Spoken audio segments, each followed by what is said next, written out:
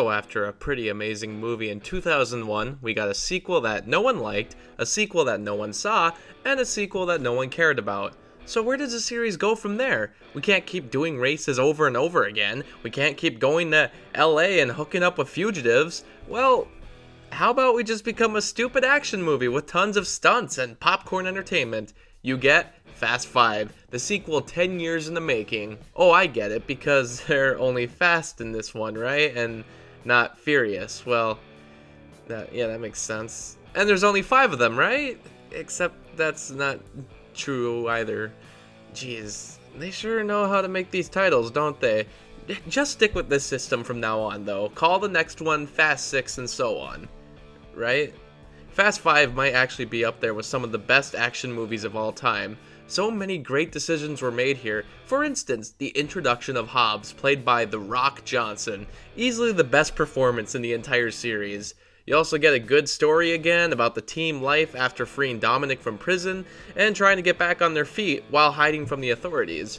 The movie has good pacing like the original, and gets going with no stops. And once the story does begin to run out, it becomes a straight up heist film, one of the best genres in filmmaking. You also get the entire crew back together. Roman and Tej are back from Too Fast, Too Furious, but they're like 10 times more enjoyable. You also get Han back, even though he died in Tokyo Drift. So Tokyo Drift is a sequel to this movie, huh? Confusing, right? But I think Justin Lin just really liked that character, and he bent the rules to have him return to the franchise. Giselle is back as well, and even Vince, someone we haven't seen since the first movie. It kind of feels like the Avengers of the series, since all these characters are meeting for the first time. It's just fun to watch all these cool and laid-back characters interact with one another. This movie does what tons of big-budget dumb movies fail to do. It has well-executed scenes interspliced with action. I care for the story more here than I do in something like Transformers, plus the stakes feel way higher. And we see things that haven't been done over and over again. I can promise you that Fast 5 is the only movie where you see 2 cars dragging a giant safe through a city. This would continue on in the franchise, where film after film they'd be trying to top the last one. But hey, at least they always do new things. I also just love how this movie looks. I like how it wraps up. I like that Rico and Tigo are back from their small cameo in the 4th film.